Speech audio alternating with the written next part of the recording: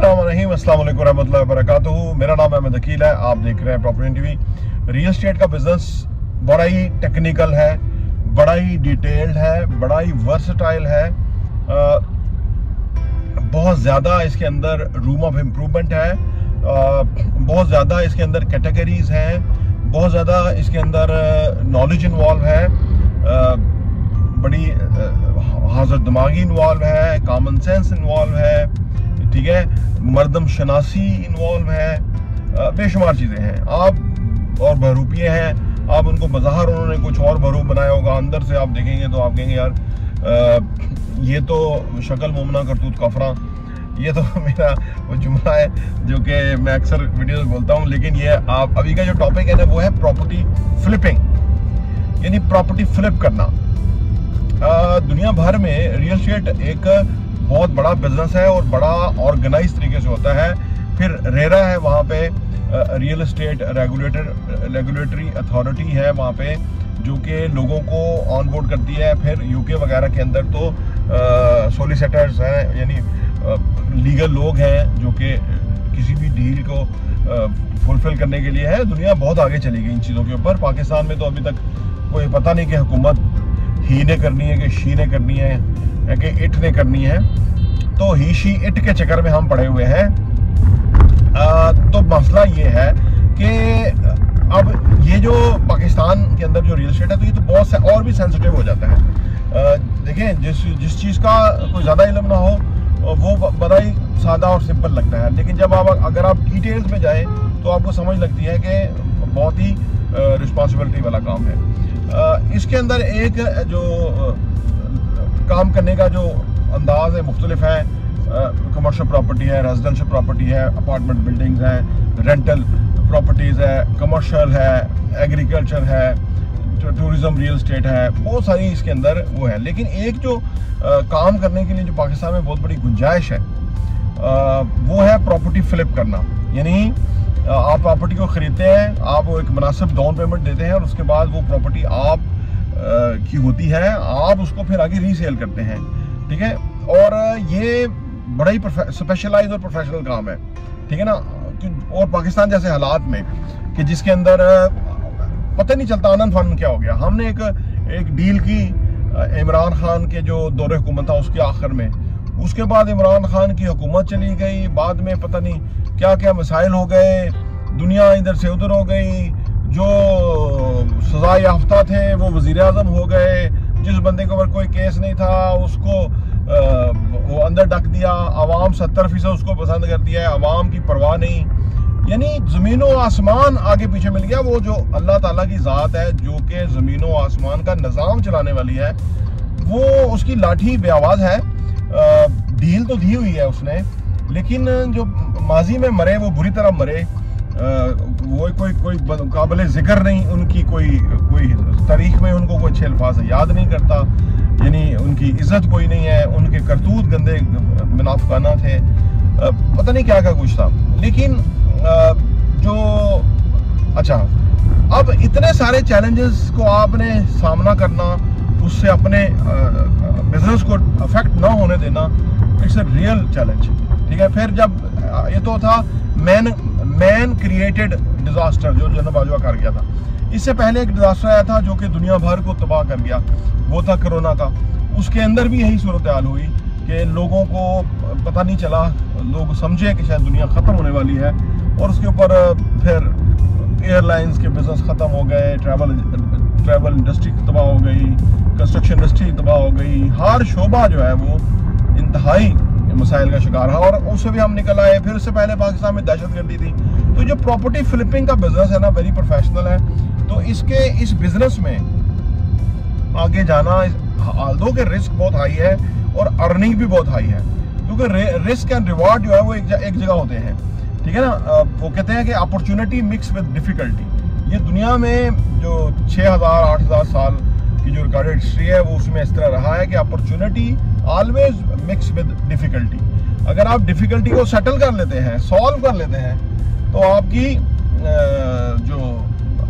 जो मुश्किल है वो अपॉर्चुनिटी में बदल जाती है, ठीक है ना। वो यानी थ्रेट अपॉर्चुनिटी बदल जाता है।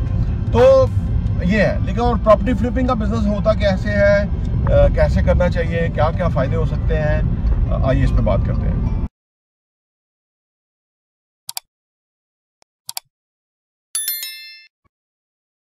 तो प्रॉपर्टी बिजनेस के अंदर जो प्रॉपर्टी फ्लिपिंग है वो किस तरह से करनी है, नंबर 1 पॉइंट है कि रीजनेबल प्रॉपर्टी। पहले आप ये सर्च करें कि कौन सी रीजनेबल प्रॉपर्टी है। बीइंग एन एक्सपर्ट आप जानते होते हैं कि कौन सी प्रॉपर्टी की जो प्राइस है, लोकेशन है, इसके अंदर कितना जूस है, कितना स्कोप है, आने वाले टाइम में प्राइसेस किस तरह बढ़ेंगी वगैरह वगैरह। ये सब कुछ आप अगर जानते हो, रीजनेबल प्रॉपर्टी को सर्च करें, ठीक है ना। तो उस सूरत में आप कुछ प्रॉपर्टी को ओन करें, खरीदें डाउन पेमेंट पे, बयाने पे, इस तरह से। और फिर उसके बाद जब वो आप खरीद लें तो उसके बाद आप उसकी जो सेलिंग करनी है, उसकी जो साइलेंट फीचर्स हैं, उसकी जो अहम निकात हैं, वो लोगों के सामने लेकर के आए, जो आपने कंसीव किया, जो आपने सोचा कि ये प्रॉपर्टी के अंदर है। तो इससे आप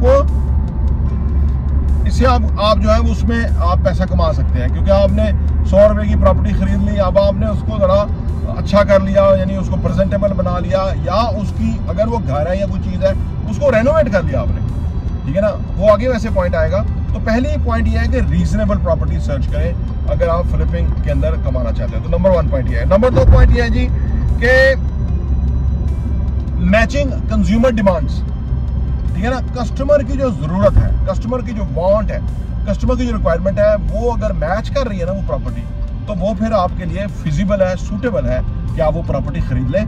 और वो प्रॉपर्टी क्योंकि डिमांड में है उस तरह की, तो वो बिक जाएगी, तो वो आपको फायदा दे जाएगी। तो आप अच्छी लोकेशन, टॉप जगह वहाँ बैठे वो देखें। वैसे तो प्रॉपर्टी डीलर जो होते हैं आमतौर पे वो कहते हैं जी ये महंगी प्रॉपर्टी है, जब वो जो उनकी प्रॉपर्टी होती है उसको सस्ता कहते हैं, दूसरों की को महंगा कहते हैं।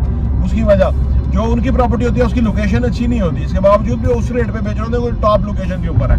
ये देखिए ना, इसमें बहुत सारी वेरिएशन है, ठीक है ना।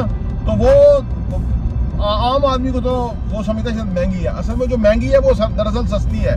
जो असल में सस्ती है वो महंगी है, क्योंकि वो गले पड़ जाएगी, कल को निकलेगी नहीं, सही है। तो ये आप नंबर 2 पॉइंट ये हो गया।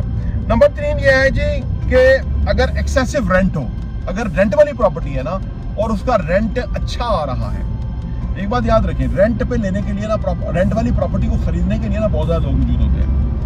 अच्छा अट्रैक्टिव रेंट हो, ठीक है ना, कीमत कम हो, रेंट ज्यादा अच्छा हो, वो भी प्रॉपर्टी अच्छी होती है ना। क्योंकि जो रेंट पे ले रहा है ना वो अगर फर्द शहर के बीच है, ऐसी जगह के ऊपर है कि जहाँ पे लोगों को पता है कि यहाँ अगर 10,000 20,000 वो प्रॉपर्टी सस्ती किराए पे ज़्यादा भी मिल रही है, तो फ्यूल तो इतना महंगा हो गया, तो दूर जाने का तो फ्यूल और वक्त भी लगेगा, तो लिहाजा ये नहीं फिजिबल है।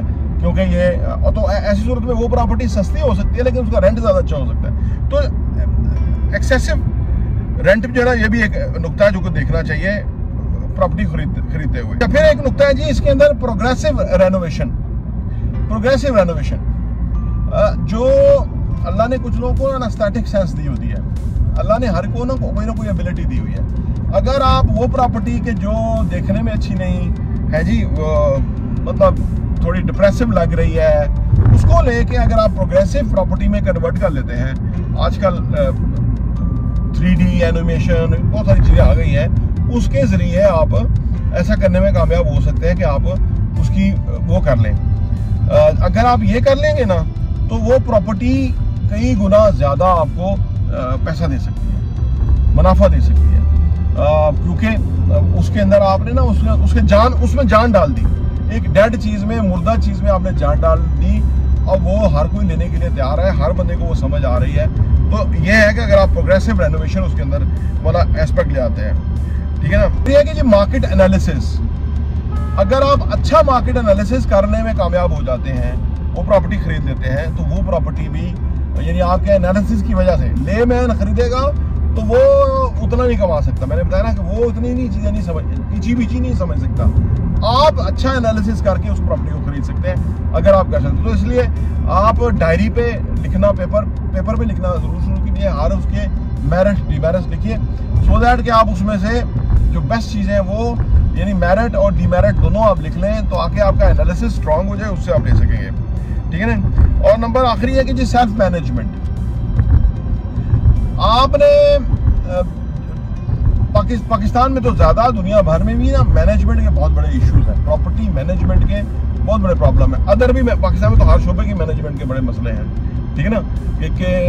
लेकिन जो अगर आप प्रॉपर्टी को अच्छी तरह मैनेज कर लेते हैं, अगर आपके पास उसका शौक है, जैसे मैंने देखा आमतौर पे लोगों ने जो प्लाजाज आमतौर पे बनाते हैं ना, बिल्डर्स होते हैं, वो कोई बाय डिफ़ॉल्ट किसी तरह इस शोबे में आगे होते हैं, या वो बुनियादी तौर पे इस काम में बाकायदा नहीं रहे, वो सिर्फ पैसा कमाने के लिए आए होते हैं। उनका एक इंटरेस्ट होता है कि पैसा, तो वो क्या करते हैं, बिल्डिंग बनाते हैं, बेचते हैं, प्रॉफिट कमाते हैं और चले जाते हैं। वो बिल्डिंग बुरी तरह से जो ना मैनेजमेंट नहीं उसकी बिल्डिंग की होती, वो प्रॉपर हैंडल नहीं हुई होती। अगर आप वो कर लें तो एक तो आपकी सलाहियतों का पता लग जाएगा कि आप ये चीज़ कर सकते हैं। ज़िंदगी में जो भी इंसान ने करा होता है ना, जो भी उसका तजुर्बा होता है ना, वो कभी ना कभी ज़िंदगी में खड़ा हो जाता है, काम आ जाता है और वो बहुत बड़ा मुनाफा दे के जाता है। कोई भी काम, कोई बंदे ने कोई फटीकें करी होती हैं, है जी, कुछ लोग जो है किसी जगह ऐसी पोजीशन में आते हैं कि उनसे लोग जो है ना वो उल्टे सीधे काम ही करवाते रहते हैं। और हमारे यहाँ है ना मुनाफिकत, तो वो समझते हैं कि हमने अगले को जलील किया, अगले को तंग किया, अगले को मिसयूज़ किया। लेकिन वो जो मिसयूज़ करने वाले एक अल्लाह की ज़ात भी है, क्योंकि एक इंसान का मंसूबा है, एक अल्लाह का मंसूबा है। अल्लाह का मंसूबा ही कामयाब होता है। वो जो उसने उल्टी सीधी मेहनतें उसे करवाई गई होती हैं, वो उसके ज़िंदगी में काम आ जाती हैं, और वो मतलब कुबे को लत पड़ी, वो सीधा हो गया, वो उसके मुतरादिफ है, तो वो उसमें फ़ायदा उठा जाता है। तो प्रॉपर्टी फ्लिपिंग के बिजनेस में ये चंद बुनियादी तजावीज़ हैं, अगर आप इस पर अमल करें तो इससे आपको रियल एस्टेट में आप बहुत कमा सकते हैं।